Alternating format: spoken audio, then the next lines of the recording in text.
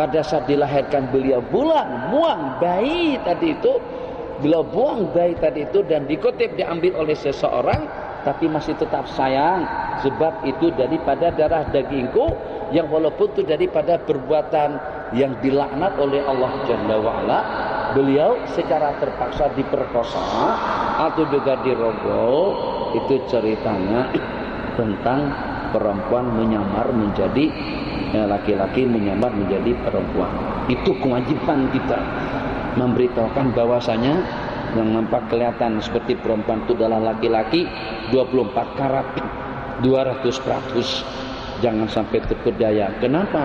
Sebab kalau seandainya robah kelamin pun tetap saja dia laki-laki, tetap saja dia harus berpakaian sebagaimana laki-laki.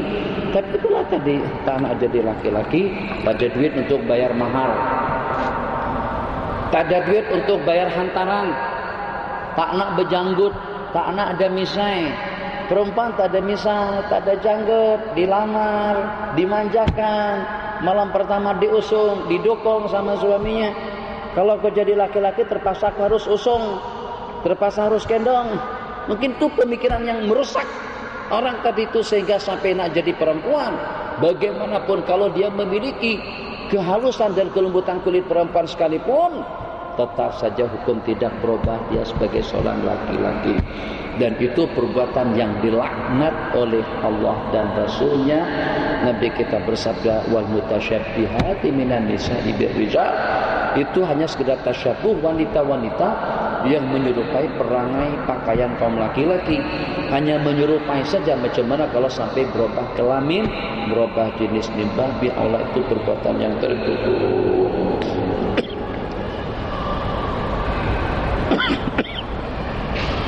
Silakan. Assalamualaikum warahmatullahi wabarakatuh. Amalan mutakhir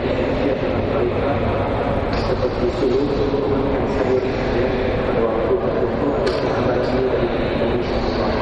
Tidak ada. Nabi kita kalau hanya makan kurma saja sampai berbulan-bulan itu disebabkan karena makanan lain, tidak ada. Itu dalilnya Nabi kita sampai 2, 3, 4 bulan makan buah tamar saja, tak pernah makan ikan, tak pernah makan daging, tak pernah makan kambing. Memang tak ada. Yang ini ada tapi ditiadakan, itu yang tidak betul. Allah berfirman, qul man harrama zinatallahi allati akhraja li'ibadihi wat thayyibati minar rizq. Katakanlah, siapa orangnya yang mengharamkan kelezatan, kenikmatan, jenis-jenis makanan yang Allah sajikan untuk hamba-hambanya, dan juga dengan at-thayyibat yang nikmat dan yang nyaman daripada rezeki. Siapa orangnya yang mengharamkan? Manggis bukan untuk musang, durian bukan untuk gajah, kelapa bukan untuk tupai, kelapa untuk manusia, cempedak untuk manusia, durian untuk manusia. Kemudian dengan manggis untuk manusia, mangga untuk manusia, semuanya untuk manusia, karena kita makhluk yang dimuliakan oleh Allah Jalla wa'ala. Boleh pikir, kambing yang memakan makanan kita pun kita makan kambingnya. Ayam yang makan macam-macam rumput potong juga kita makan ayamnya. Kenapa? Sebab semuanya itu adalah untuk manusia. Kalau seandainya tak nak, tak masalah. Suluk masyarakat barakallah. Jadi tak nak makan makanan yang bernyawa, tapi jangan diharamkan. Kalau seandainya tak makan langsung pun bertahun-tahun tak ada masalah. Supaya kotoran-kotoran hati itu akan hilang. Pada saat atau pada waktu yang sama, kotoran hatinya lusuh, lontor, sifat takaburnya, egonya, rianya, ujubnya, sum'ahnya, hasudnya, dengkinya, semuanya pun juga lontor dalam waktu yang sama. Karena bertahun-tahun tidak makan, nyawanya pun lontor juga. Innalillahi wa inna ilaihi raji'un. Duduk nak.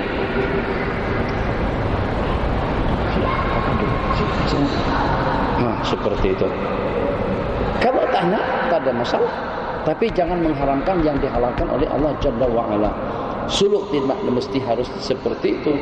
Untuk menyedikitkan makanan itu adalah sirah daripada salafun saleh. Banyak juga di kalangan mereka, karena mereka beranggapan waktu itu terlampau berharga. Dahulu pernah saya katakan, salah seorang daripada salafun saleh dan salah seorang daripada ulama kita dahulu pada saat melihat ada seseorang yang menghabiskan waktunya dengan perkara hura-hura, menghabiskan waktunya dengan suka, dengan olahraga, dengan hiburan. Seandainya aku boleh beli waktu kamu tuh akan aku bayar mahal, sehingga aku boleh menyambung amal dan umurku. Begitu mudahkah dan begitu murahkah waktu dan peluang dan kesempatan yang Allah bagikan, sehingga sampai dihabiskan untuk suka dan juga dihabiskan untuk hiburan. Kembali kepada yang tadi itu. Jadi kenapa dengan mereka berupaya untuk menyedikitkan makan? Minum lagi, bismillahirrahmanirrahim. Sebentar minum, sebentar minum, sebentar minum. Jadi dengan mereka merasa tersita waktu mereka pada saat mundar-mandir keluar masuk tandas, tanda lagi. Agak-agak kita sehari dalam berapa kali masuk tandas? Minimal dalam 3 kali. Mungkin 5 kali. Ada yang tiap jam. Yalah, makan melulu, makan terus. Makan, tambah. Kolesterol, buncit. Sampai seperti perempuan hamil. Jadi dengan mereka merasa tersita banyak waktu mereka, saban hari disukat, ditimbang daripada 1000 gram menjadi kepada 990, 980, 970 sampai jadi 700, sehingga sampai seperti Imam Bukhari tiap hari hanya memakan dengan sebiji kacang saja. Kacang kalau bagi kita untuk meletakkan di celah-celah lubang gigi saja, bukan untuk perut sebenarnya. Mana ada boleh hidup dengan kacang, tapi mereka sudah boleh. Imam Malik merasa malu dan merasa banyak sungguh karena dalam 3 hari masuk ke tandas. Baru-baru ini saya baca di dalam kitab Tanbihul Mughtarib, ada orang masuk tandas itu hanya sekali dalam seminggu. Sekali seminggu. Minum peluh keringat habis. Makanan sebiji kacang. Sebiji kacang apa yang digilas? Berapa banyak saking baginya? Kalau sampai seminggu wajar-wajar saja.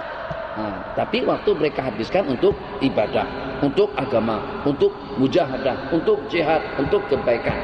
Tuh kurus-kurusnya yang tadi itu, yang walaupun bersimbah darah, kesan daripada tombak, panah dan pedang di sana sini, tapi ternyata tidak menghambat beliau daripada aktiviti ibadah dan kewajiban beliau sehari-hari. Jadi kesimpulannya, boleh memakan sayur menyayur asalkan tidak mengharamkannya kepada diri, dan untuk terlibat dengan tarikat dan suluk kepada Allah ilallah jalla wa'ala tidaklah mesti mematuhi persyaratan-persyaratan yang seperti itu. Sebab kalau sampai menyiksa diri, terbiasa makan kambing, ayam, gulai, ikan, terus disuruh makan sayur mayur saja, akhirnya kotoran yang keluar pun hijau, mata mulai terbelalak, kemudian dengan tenaga mulai berkurang.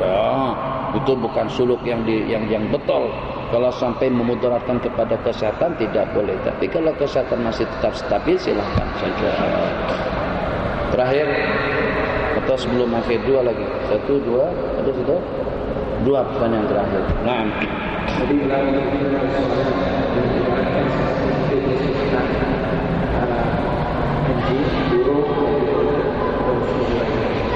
perumpamaan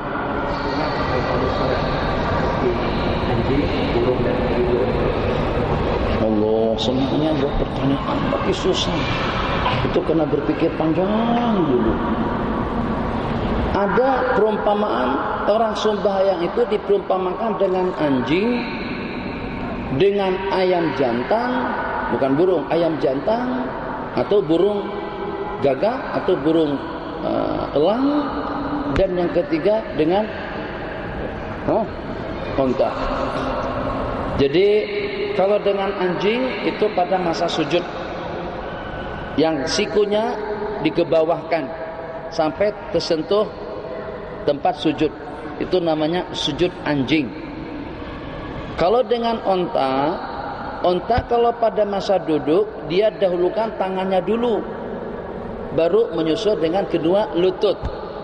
Kalau kita nak sujud, lutut dulu, lepas lutut, baru dua telapak tangan, baru hidung dengan dahi. Itu sembahyangnya onta, atau menyerupai perbuatan onta pada masa buruk. Buruk tanya duduk. Yang ketiga, karena kril ghurab. Nah, kril ghurab atau karena kril diakah, pada masa mengambil, mematuk atau mengambil biji-bijian.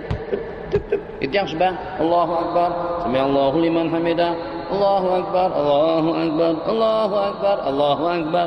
Allah Akbar itu namanya karena kril ghurab. Itu sembahyangnya borong. Cek cek cek cek cek cek cek cek cek. Tak ada, kita ada tumakninah. Allahu Akbar, diam. Sami'allahu liman hamidah, diam. Sujud Allahu Akbar, diam dengan tumakninahnya. Terakhir, habis. Dua lagi. Habis dah. Sini. Lagi, sini, sini, sini, sini, sini, sini. Dah makan nasi mandi saja lagi di restoran Zam-Zam juga sini. Besar, lawa restoran tu cantik. Apa tu Najib? Tentang nazar, perkara-perkara yang harus seumpamanya kalau saya menang bola Pahang lawan Kelantan, saya akan berjalan kaki daripada Shah Alam ke Pahang. Adakah boleh adakah yang menazar macam tu? Adakah boleh dibuat? Ada. Masuk dalam akhbar yang tua tu. Ya kan? Yang tua berjalan dari Pahang berhari-hari. Bernazar pula kalau Pahang menang akan patah balik ke Pahang dengan jalan kaki. Ya Allah, seandainya nazar semacam tu untuk majlis zikir, untuk majlis ilmu, untuk kebaikan, untuk agama, untuk salat jamaah, malaikat seronok. Tapi kalau nazar semacam itu, apa untungnya? Tenaga terporsir, membuang-buang waktu, membuang-buang tenaga. Tidak semurah itu waktu, kekuatan dan tenaga. Nabi kita bersabda, lan tazula qadama abdin, tidak akan melangkah kedua belah kaki seseorang nanti pada hari kiamat, melainkan akan dipertanggungjawabkan terhadap tiga perkara. Empat perkara. An ilmihi, tentang ilmu pengetahuan, apa yang dia laksanakan dengan ilmunya. Wa an umrihi, kemana dia habiskan. Wa an syababihi, dan dengan masa remajanya. Remaja saja dipertanggungjawabkan, lebih-lebih lagi juga kalau dengan orang tua. Kalau remaja, wajar-wajar saja kalau terbabit, mungkin kena tak sedar diri, tidak banyak mendapatkan bimbingan dan pedoman hidup. Tapi kalau dengan orang tua itu sudah matang, sudah dewasa, sudah tua, sudah dekat dengan kubur, tentang umurnya, tentang masa remajanya, tentang ilmu pengetahuannya, dan yang keempat tentang harta dan kekayaannya dari mana dan ke mana. Nabi kita bersabda, iqtanim khamsan qabla khamsin, kejarlah yang 5, gunakanlah yang 5 sebelum datang yang 5. Diantaranya syababaka qabla haramik, masa mudamu, masa remajamu sebelum tua, hidup sebelum matimu, sehat sebelum sakitmu, kosong lapang sebelum sibukmu. Wa hayataka qabla mautik, hidup sebelum kita meninggal dunia kalau kita sudah mati. Tadi tu tak tahu badan masa sebaik. Sujuk ni masih terasa sujuk. Mungkin bahasa sini disebut dengan seram sejuk, betul tak? Seram manis, seram sejuk. Seram sejuk kerana tadi hujan lebat, hujan lebat. Di sini tak hujan. Ya Allah, ketahuan. Dulu hujan, mandi hujan lagi, lari lagi. Okey. Sekarang mana boleh? Karena air hujan sikit saja kepala dah terasa sakit. Kena angin malam saja sudah batuk-batuk. Kena badan tua. Jangan merasa masih muda aja lagi. Mana boleh disamakan keadaan kita sekarang dengan keadaan masa lalu. Jadi nazar yang semacam itu disebut dengan nadrul lajaj. Nadrul lajaj itu terpulang kepada kita, nak kita laksanakan. Kalau dia bersumpah, wallahi kata dia, seumur hidup tak pernah bersumpah kena bola sepak. Demi Allah, aku akan balik ke Pahang dengan berjalan kaki. Kalau seandainya dia tepati, tidak ada kewajipan, sebarang kewajipan yang diwajibkan. Tapi kalau dia tidak menepatinya, dia akan kena sumpah nazar, akan membayar kafarat yamin, puasa 3 hari, atau memberi makan 10 orang fakir miskin, atau memberikan pakaian 10 helai kain, baju, sarung dan yang seumpamanya kepada mereka. Bukan karena isi sumpahnya tadi itu, karena dia bukan karena nazarnya, karena sumpahnya itu. Tapi kalau dia insyaallah lah kata dia, saya mau jalan kaki nanti balik ke Pahang. Oh, urusan dia lah. Tapi kalau seandainya patah kaki, kalau seandainya udhu di tengah jalanan, bahkan ulama mengatakan yang semacam itu tidak boleh kasar jamaah. Tidak boleh kasar jamaah. Sembahyang pun belum tentu sembahyang. Apalagi cerita tentang kasar. Kena belajar.